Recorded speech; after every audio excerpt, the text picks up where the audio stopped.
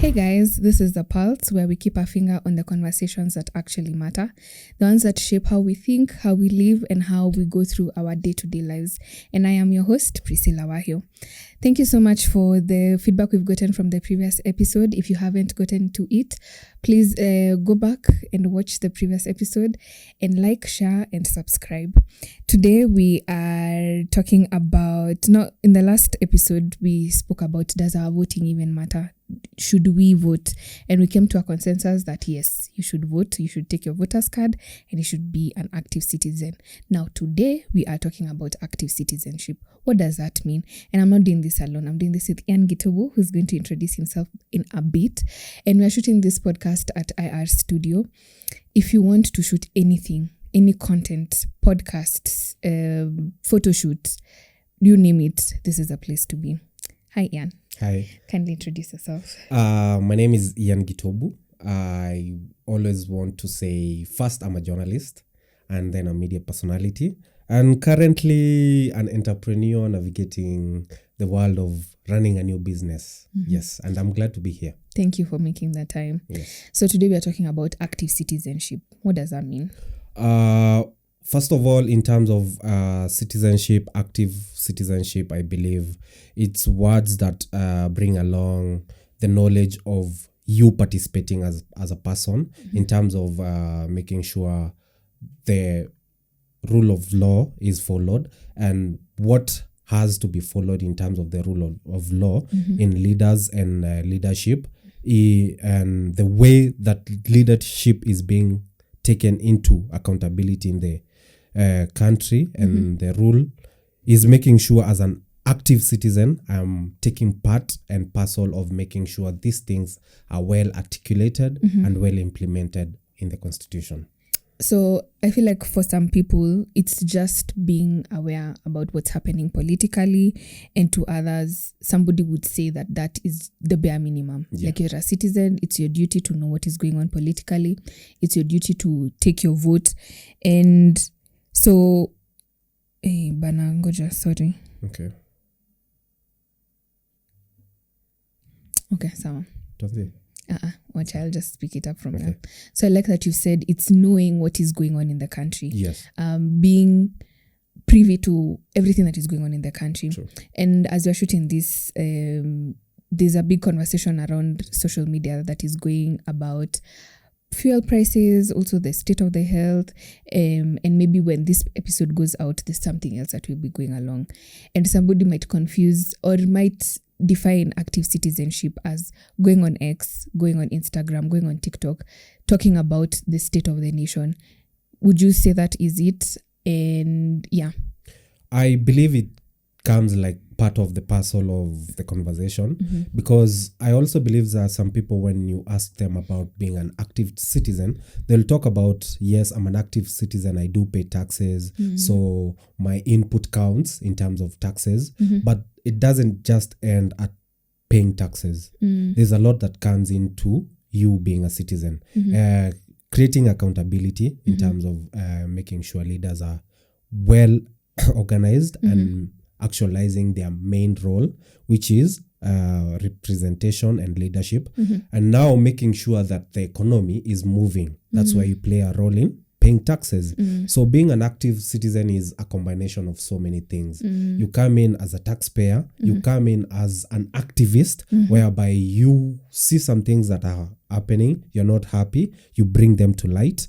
You also come in as a whistleblower, because you making sure that the public know of a scandal that is happening behind the scenes, mm-hmm. is you playing your role as an active citizen. Mm-hmm. So I believe it's a combination of so many things that bring in the role of an active citizen. Mm-hmm. Paying taxes, being there on the ground, also being on social media is another way, because technology has made it easier for Kenyans to pass their message. Mm-hmm. I can have a different opinion about something. Let's say, as today we are recording, someone is watching the episode and then he or she has a different opinion. They can put out their opinion via social media, mm-hmm. which is the use of technology in a very positive and impactful way. Mm-hmm. So it also plays a role in terms of making sure that citizens are heard, citizens are seen, and also it creates accountability because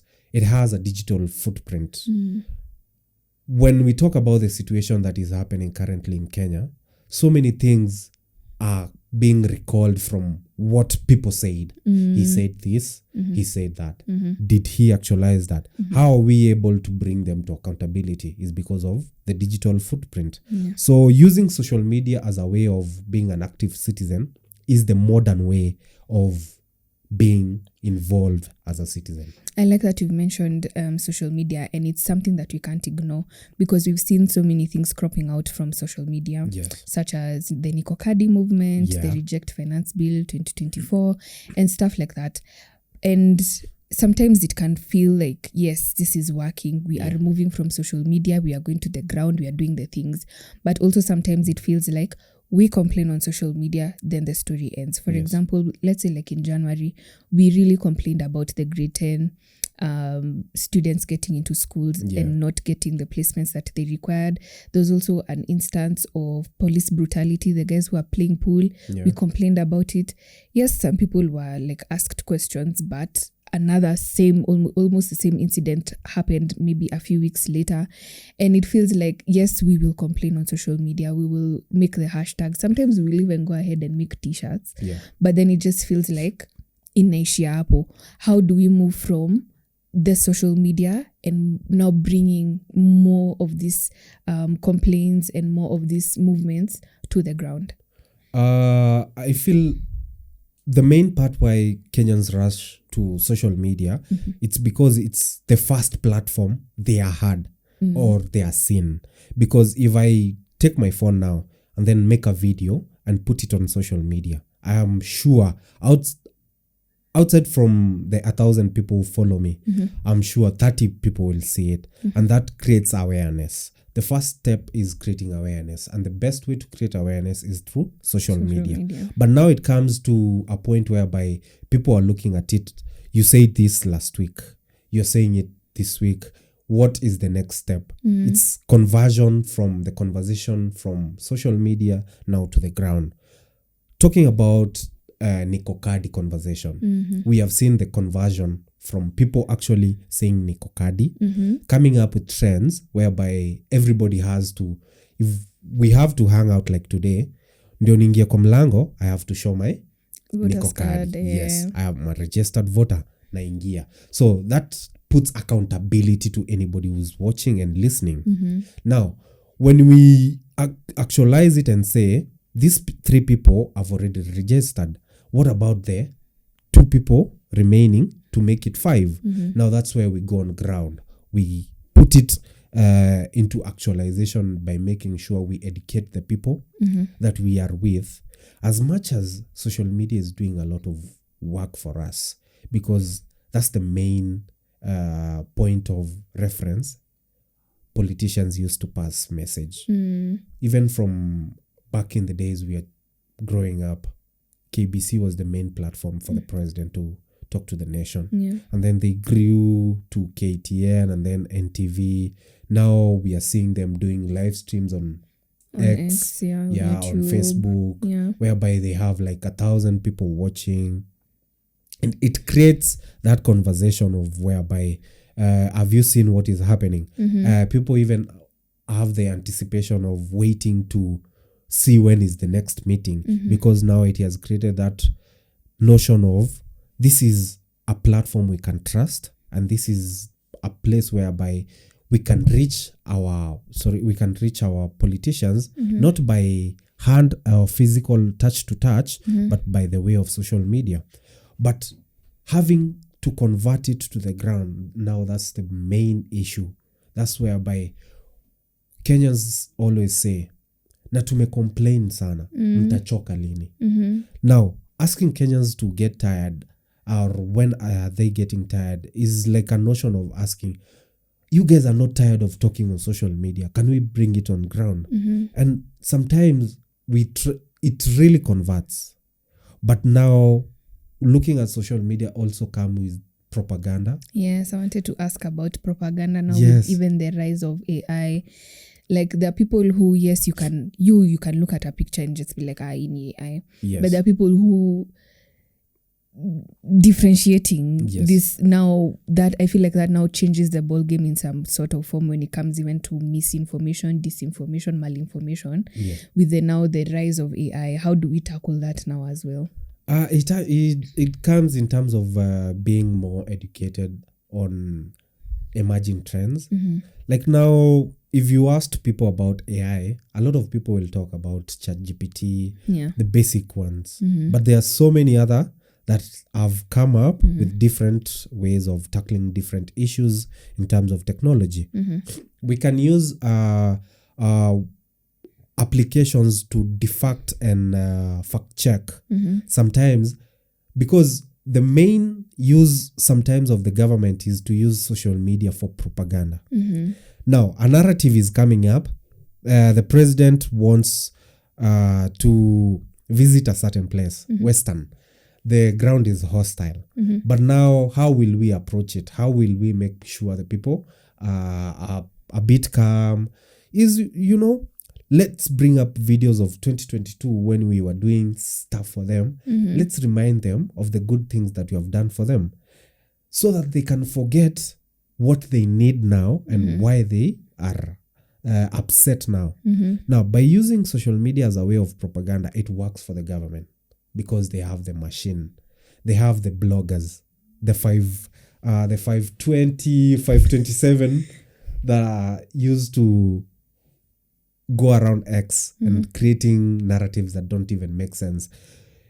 You look at people who sometimes have the influence to create a nice narrative, a true narrative, a correct narrative with the facts, but they choose to go against it because of a certain amount of shillings they have received. That creates a barrier whereby now you're diluting the truth and you're making it hard for people to transition from online to ground. The other place is they sell fear, whereby if now, like the Nikokadi motion, you're saying you're going to different, Nairobi is welcoming, people are different demographics, in terms of also tribes. There's so many tribes that are involved. It's not only like one tribe. But let's say now you're going to a place like Western, deep Western, whereby there's one tribe. They know one party, let's say ODM. If you asked them if you were to vote for, wanasema kama baba angekuwa bado ningempatia. They still have that stand. But you're trying to educate them in terms of now making sure they get educated, they get to the ground and pick the votes and the cards so that they can vote in future. And then the MCA, the MP notices you have something pushing against them in their constituency. They will want to push that power narrative of uko kwangu. You have to pass by me first. You can't just come on ground and talk to my people without talking to me. But when you look at it, this MP is not in line with the vision that you're trying to pass to the ground. Ataki watu wa register wengi because he knows you can overpower him. He has a strategy. He knows I have 10,000 people. I need 8,000 votes. 2,000 don't even have to appear. But we are coming on ground and saying, the 2,000, please also register so that we can have a total of 10,000 and make a good number of voters when the election is coming up. He doesn't want that. He will sell fear through social media, organize kaguns kidogo, wakuja watishie kwanza. If you gather, now you're Ugenya uko ndani. I'm not saying Ugenya is like a goon area, but I'm trying to make a point of you're in new territory. If you don't be cautious of how you spread the narrative and how you approach the ground, they may be hostile to you. And that now brings in the part whereby people fear even coming out, taking the vote and end up not even voting. As you're speaking, I've caught a gap that maybe we can use social media to cover. Yes. And that is civic education. And we saw that during 2024, when different creators came on social media, translated the finance bill into different languages so that it can get to, talk to many other people. How else can we use social media for civic education? As much as we have said, interpretation of, let's say, like the finance bill to different languages, let's have educational podcast whereby we bring people that relate to the people who are watching. If now we're talking about the age of our parents, let's educate them in an open-minded way, because sometimes our parents have that notion of sisi tunaenda hivi, hii imefanya kazi na tunataka hii. As much as it's not working for them, they will still choose that. Let's say, give an example of 2022 elections. They were convinced because certain person came with the notion of the church, akawachota. He came with the notion of, I'm bringing people from down upwards. Wakafurahia, wakasema, hey, this one is listening to us. The person came with the notion of, I'm listening to the people on, down the chain, mama mboga, mse wa boda. They were like, this person is listening to us. But they didn't actually sit down and analyze it and ask. But this person has also been in government for 10 years. He was in government even before as an MP. He was in government before as a minister, whereby during his ministerial period, he was caught with a very big scandal. Are we going just to forgive that? Or that's the past? We are going to judge him according to the future. They played along, wakampatia. We can teach people to not only look at aura, faces, dimples, but also, unaelewa. So I was back to the point whereby I'm trying to say, he came and gave you a narrative, a story, a very nice bed of roses. Mukasema, wow, this is the guy. And then went ahead. And then even 1 year was not over.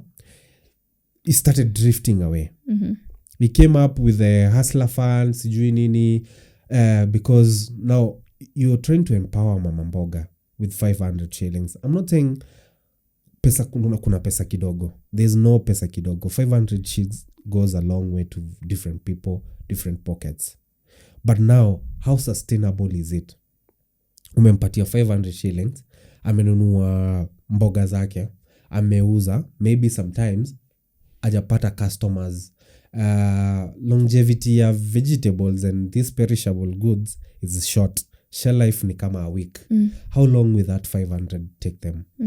Instead of them giving them a system whereby if it's making sure the marketplace is okay, they can plant their own things and sell them and have a place to sell. Not only wait for handouts at in nichukue loan and I'm paying it back. Than interest. Yeah.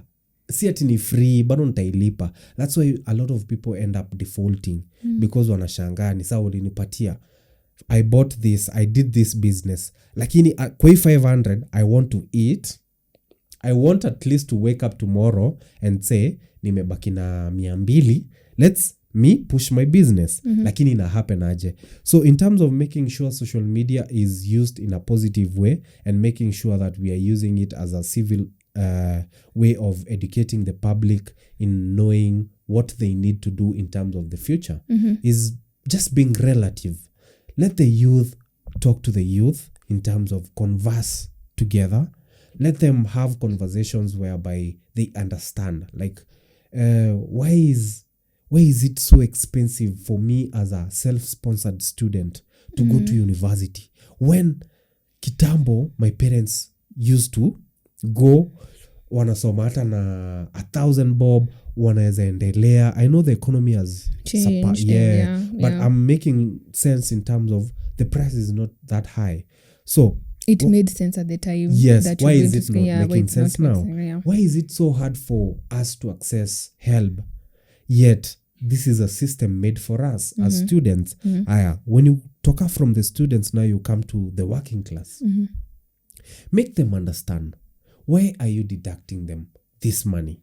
Housing fund, housing levy, SHA, SHIF. Why is this shift happening? Is it beneficial to me as a person? Because if you look at the working class, you're being deducted for SHA, and still ukona emergency insurance yako, because you know SHA is not going to work. Why am I having to pick another insurance when I know I've been deducted money for SHA? It needs to work for me. It needs to work for you as a taxpayer. So educating also the working class. Tusikuwe ni mi unajua mi nishapata mshahara yangu, so ijalishi. It has to make sense in where you're feeling pain to be deducted for housing levy in a house that you're not going to step in a house you're not going to benefit. I understand the economy of partnership and bringing the community together and uplifting people, whereby you deduct from the high paying and help the lower. But let it make sense. Hata tuone.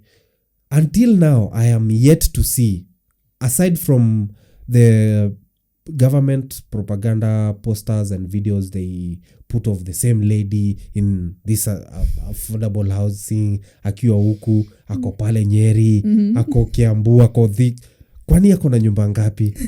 I need to see actually, like nimepanda boda and the boda guy tells me, hey, unajua nimepata nyumba ya housing finance. And then I'm like, for real? How did you get it?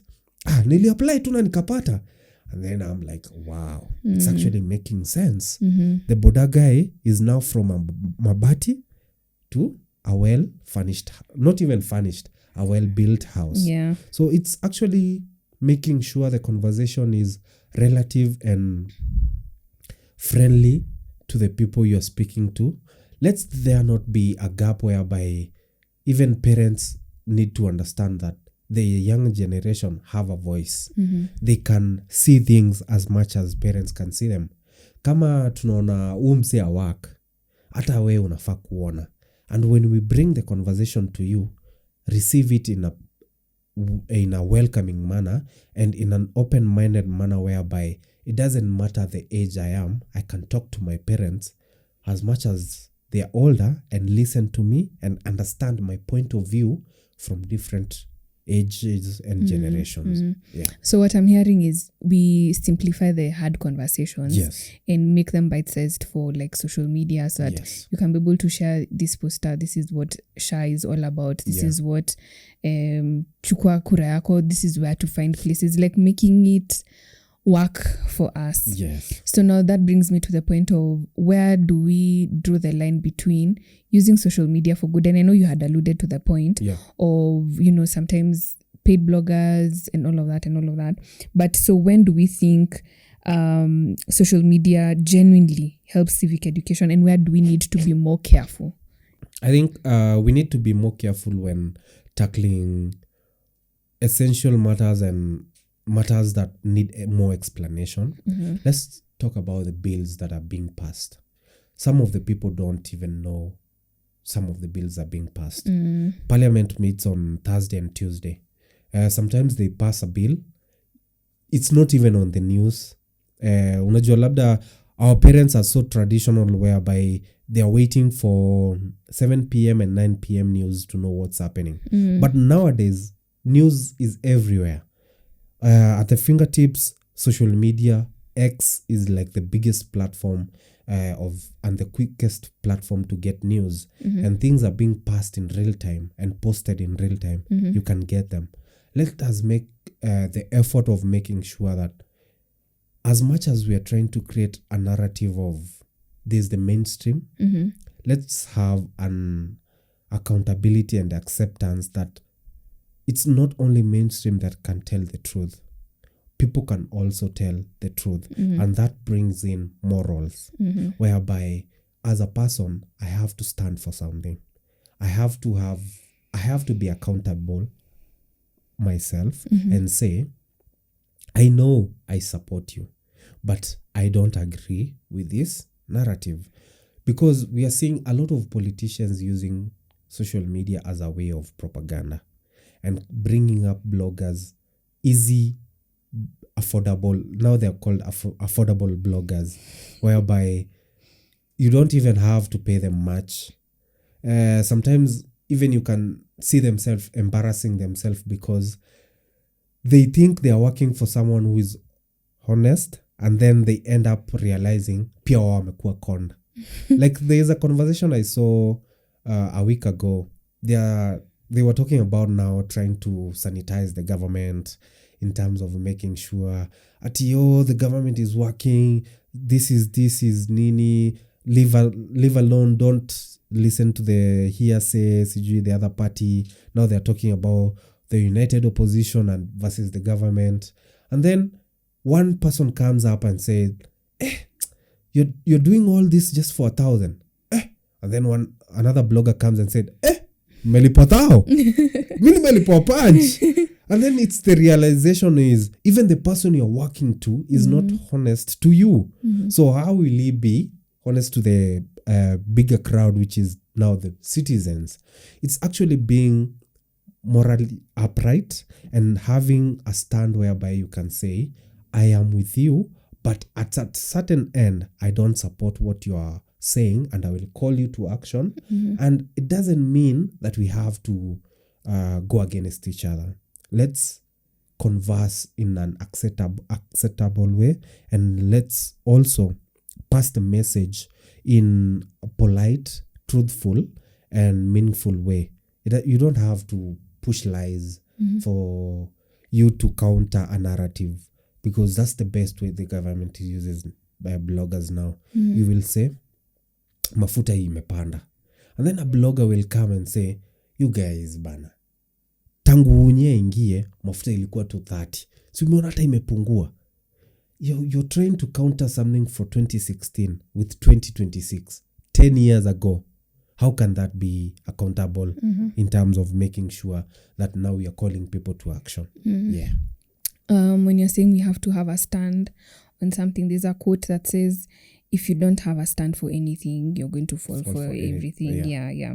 So with the general elections coming up next year, yes, and I think this conversation becomes very important, but at the same time, I also understand that people can get to feel tired. You talk about stuff on the internet, you tweet on social media, you reshare you repost on TikTok, you go on the lives, you're just talking about it or on the spaces, but it feels like sometimes things are not moving the way you're doing. And some people, this can fuel them to continue being vocal about it. And there's another crop that will feel it really doesn't matter. What would you say to the people who feels like it really doesn't matter anymore? I feel to the people who feel like it doesn't matter, they forget the number one role. The power belongs to the people. Yeah, because honestly, if an MP is not working, you have the power to recall them back. That's the number one rule of the Constitution. The power belongs. You don't have to give out all your powers and feel powerless. As much as they are the people elected, the people representing us in parliament, because hatuwezi tokea si wote 50. You saw how tulitokea parliament and it was not like a very nice scene. Now that's why we have elected leaders. But don't forget, they work for us. We don't work for them. The only part that we work for them is waking up and making sure they are elected.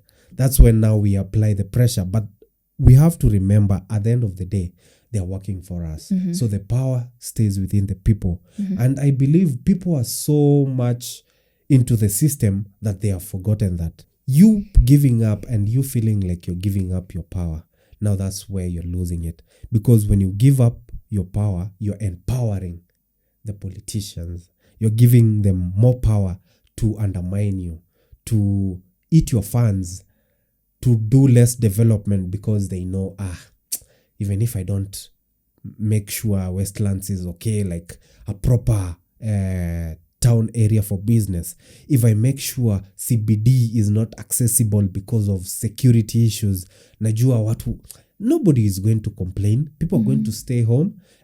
Na wenye wanajiaminia watakuja town. But if we are accountable and call ourselves to action and realize that power belongs to us, that's when now tutaanza kusema, hey, do you know I am pissed off because I can't access CBD because of security. Why am I not being able to access? And then now you look at the areas of representation, hierarchy. Who am I going to address? Now you look at the governor. The governor is there. Akona katibu wake wa sijui mazingira na wanini. Are they really working? Are they doing? Because even if you look at them, they are becoming of more social media influencers instead of... But someone would argue that they're using social media to, talk about what they're doing in office. The same way as citizens, we're using social media to create accountability, ask questions. Somebody would argue that even, yes, the politicians are using social media, but they're using social media to, talk about what they're doing. Okay, let's put in terms of Nairobi.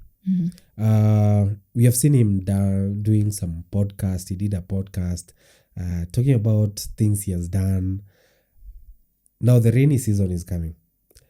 Not even it's coming. It has been there like a few weeks. Nairobi has been flooding. Now, in between, there has been like a month or so. Sindio?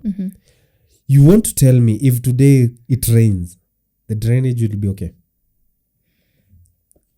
Yani amekuja social media amewambia wacha nihakikishe hii 2 weeks ita work. 2 weeks imepita. The rainy season is still coming. Will the drainage be okay?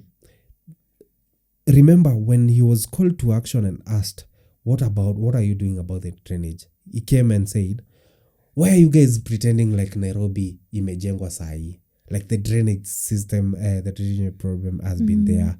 Is just something that has come up. It is something that has been there from 19. Is trying now to... But also, what are you doing about shift it the right blame. now? Yeah, and actually, what are you doing? Because you are the person who is in power. We cannot ask Sifuna about the drainage. His part is accountability, and as a senator, is making sure you're putting the governor and the office in account and following up. As in, it's like an accountability partner. And I make sure the county funds are well utilized, the county is well functioning, and also the county bills and the Senate is actually making sure they're calling the MPs and the governors to action and ask them, you spend this money. You have seen even them going to the extent of being arrogant. Na anasema, I'm not coming. Like now, 2 weeks ago, Sakaja was being hunted. I know I'm very touched on Sakaja because I'm trying to deal with the environment that is affecting me as a citizen, as a voter. Registered in Nairobi, my vote counts in Nairobi. That means any money that I'm being deducted as a taxpayer, impact yake iko where I live and where I benefit in terms of good roads, drainage, healthcare, schools. I'm happy about the Lisha Dishi na county, but still it has a big problem of accountability of funds. Watoto wanakula, but at what expense? Because you can't say pesa yote tumelisha watoto. What about what happens to the truck that is taking the food to the children? Itapitia wapi? Is it flying? So you have to have a system whereby it is divided into making sure there is equity in making sure development is not one-based or neglected, but is an actual cycle of evolving development. Yeah. So, as an active citizen, what does keeping leaders accountable look like for you? It's participating in public participation, whereby if leaders call us to participate in something, or not even leaders, sometimes the leaders will not call you to participate. it's people who will raise awareness through social media. They will say, hey guys, mko aware this thing is being passed and our signatures are needed for it to be passed. So please come in town, Uhuru Park, let's sign this and discuss about it. By having this notion or taking these steps, it creates awareness and people now are aware. By participating in these segments whereby now they are taken to the parliament and Senate pia wanaona people did participate, it shows that the citizens are aware of what is happening in terms of leadership and they are ready to call people into account. If we can turn up and if 1 million signatures are needed and we do that in 24 hours, that's a great deal. That shows that we are really, really up to task of mkitutaka tutatokea. And if you really want us to take that path, is making sure that we feel comfortable in the environment that we are. I don't have to tokea Uhuru Park ama nijiambie na nikitokea nipatane na goons. I don't have to have that thought of someone will attack me, someone will not make it make sense in terms of will my signature make sense, will it be useful, ama am I doing it just to do it for social media? So it's actually being active on the ground, taking part on social media, spreading the word, simplifying it as easy as it can be in terms of making sure the learned, because not everybody has the advantage of being learned and understanding politics and laws and rules and policies at a higher level. So when we break down them to an understanding of, as you used to say, understanding of mama mboga, mtu wa boda, mtu wa kawaida, just to understand like this is a policy that is coming up and this is why they are debating it. These are the pros, these are the cons. I am with the pros because they are more, and I am against it because the cons are affecting me more. Yes. When we come to that understanding, it brings the mathematics easy to as 1 + 1. I now understand why I need to vote. In terms of, I understand, it's just like understanding someone's manifesto. And I believe this really, really plays into play ukienda Ocha. Because it is very easy uko Ocha to elect a Form 4 dropout ama someone who has just finished Form 4 into an elective post like an MP, MCA. We have seen them. In Meru, we saw the guy who was elected. He didn't even have a car to do his campaign. Yes. He was doing door to door. And doing door to door, there was that basis of understanding. Na kuongelesha, I talk to you about what I'm going to do. You understand my manifesto.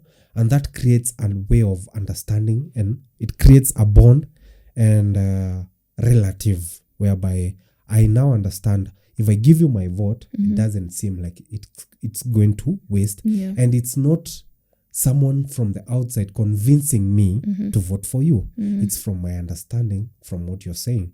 So when we create information in places where now the lowest hierarchy or caliber of individual in a society, it doesn't have to be in terms of poverty level, in terms of understanding, in terms of education, even age-wise. Yes, like even age. 18 and above. 18 to maybe like they 20. Even they have wouldn't to be 18 understand. And above. Let even the young ones understand. Actually, we should be teaching such things in school. Wacha mdogo understand. Let them even have the curiosity of, I really want to turn 18 and vote, because they understand the policies that are being passed. And by understanding that is because the channels that are being used are well understandable, are well friendly, and even accessible to everybody in terms of language used, ways used, and even the strategy don't have to push a narrative of lazima tufinyilie ule ndio huyu asaidike. Yeah.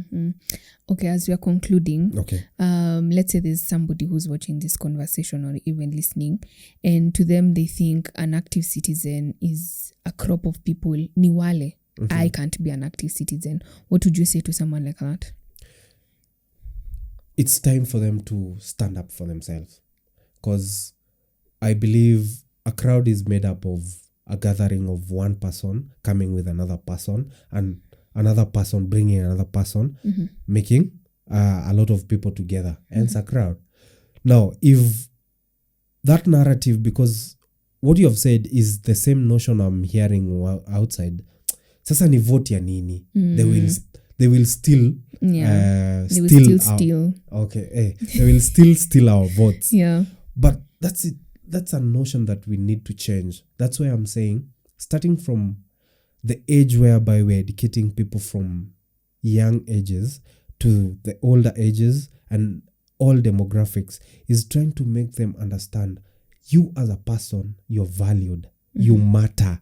Sijui mbona it has come to that point whereby we don't even love ourselves to be like, I'm not voting for anybody else, I'm voting for myself to make change in my area. Ebu, let me ask a question to people watching. Let's say the elections come in. We do elections and then you vote and then I don't vote. The person I want to vote is the same person you voted for.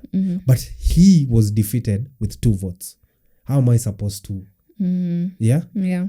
Because if I really did come up and then you came up and then he came up, those are 3 votes. We're already on top. Yeah.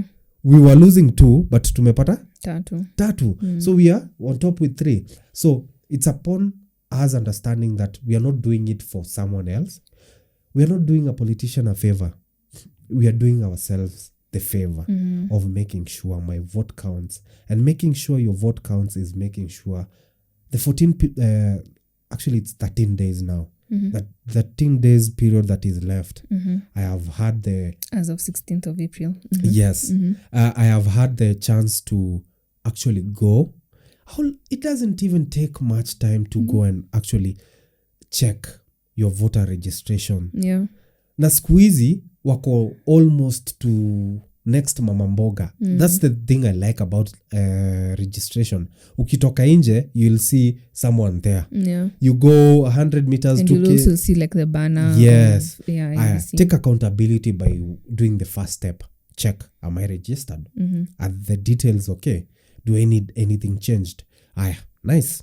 I'm okay. Niko kwa system. Nikiwa kwa system now, niko kadi. I'm actually someone who is active. Next is analyzing. Jite ka mkutano.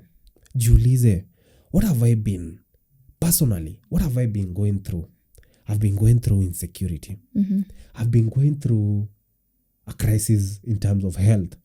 I know someone who was trying to seek medical help, akakosa. Maybe, unfortunately, God forbid, akapass. That left a dent in me or other person. Nimesikia vibaya. How can I solve this? Is making sure healthcare is okay. I am looking at it. Sometimes we are leaving work at 6 p.m. I can't even go home because traffic is held up. I have to wait for maybe matatus or majavs to go and come back. They hike fare. Why is this happening? It has rained and it's flooded. Thank you. Why is it happening? There's no bad drainage. Who's responsible? Maybe the government. Because sometimes we can be unfair without understanding who is responsible. Because tunaweza wekelea MCA makosa si yake. Tunaweza wekelea MP makosa si yake. Now, understanding how policies work is also a nice way to be accountable as a person. Now, by understanding the policies and knowing this one is responsible and representative in this specific area, we now bring into the action of now, I have analyzed, I have known what is my problem in my area, security, healthcare, roads, development also, accountability in terms of funds, CDF pia tuone watoto wanaenda shule, good placement of schools. Parents don't have to bribe a head teacher for my child to be placed in a certain school. And also accountability in terms of making sure that the resources that are being used in a certain place don't disadvantage someone else. I'll put an example of this. You remember when Geshago was speaking about people coming to school in Moranga when leaving schools in their area. Actually it was Kikuyu, yes. Mtu ametoka Marsabit amekuja kusoma Kikuyu na ameacha shule zake. It's because sometimes people are not being accountable with their leaders. Because tell me why I will leave a good school in Moranga, niende nisome shule aina classes. Why? Because the leader there is not being accountable. Since he was elected, he moved. Like ulimpea kura akaingia tao. Yani bon tao siku hizi. Akakuacha huko. Yeah, he does. Na wewe ulitoka tao kwenda kuvote huko. Mimi natoka tao naenda kuvote huko tena. Yet I'm being allocated a school there. It doesn't have a lab. Nimewaachia lab mzuri huku. It sounds like I'm being tribal, but I'm not being tribal. I'm just asking you, why not make me be comfortable in your area so that I can come peacefully, so that I can feel comfortable? Say you can to Marsabit and there's a school, there's good roads, healthcare, security. I don't mind the climate because that's uncontrollable. It's not something that we can control to switch it on off.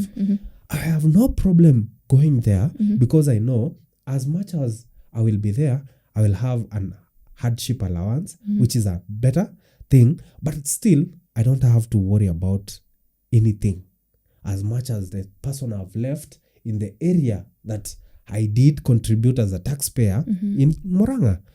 Tuna enjoy the same resources, so why should I feel bitter?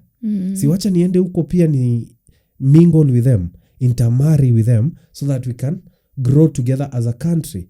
So we find it being a situation whereby people are moving away from those areas just to get benefits that necessarily they didn't contribute to, not because they did not pay tax, but they did not even vote there. You want to live in Kikuyu, Moranga, enjoy the amenities, but you're not calling your MP, your governor, accountable to put the same measures uko kwenu so that you can also feel nice. Kuna watu hata holidays, mtu anataka kwenda home but they can't because there's that self of why am I going there? I know it's my home place, but why am I going there? I will be so detached from the society. Even things like network. You're going to up country, unaanza kushanga, will I be able to work remotely? Will I get even the network that they really said every marketplace will have an internet hotspot? Is it really happening? Will I be able to access a hotspot, good network connectivity? Is it affordable for me in terms of, will I be buy bundles after every hour? Ama nitapata connective poa na nifanye job poa kama mtu ako tao? So it brings into accountability of us accepting ni sawa tumekosea.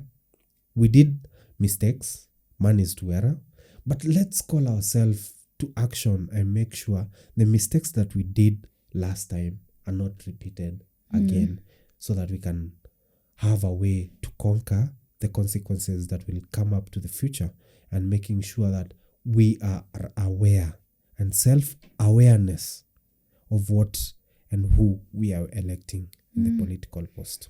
I love that. And I think that's a beautiful place to end the conversation, and just a clarion call that everyone is deserving to be an active citizen. Take control of your leadership, take control of your leaders. Accountability is important so that we can make this nation great again. Yes. Thank you so much for honoring our invite, Ian, and thank you for sharing your thoughts with us. And thank you to you for watching this episode. We hope to catch you on the next one. Kwaheri. Yes. Tukae kadi,